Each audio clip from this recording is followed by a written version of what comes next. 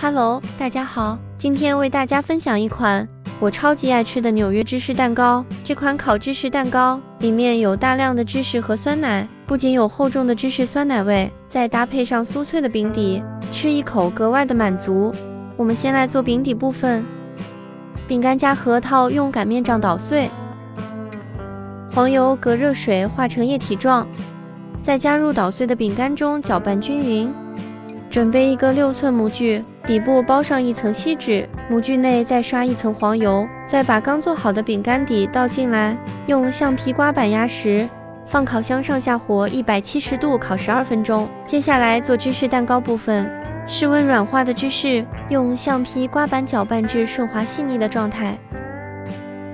再加入细砂糖，继续用橡皮刮板压拌均匀。接着再将一个鸡蛋加进来，用蛋抽搅至顺滑状态，再加入玉米淀粉搅拌均匀，最后再加入淡奶油和酸奶，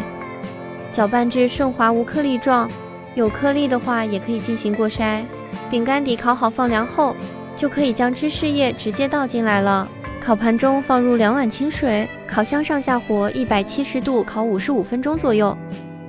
烤好放凉后再放冰箱冷藏，3个小时后再进行脱模。冷藏后的芝士蛋糕味道更好，吃起来味道浓郁，口感湿润顺滑。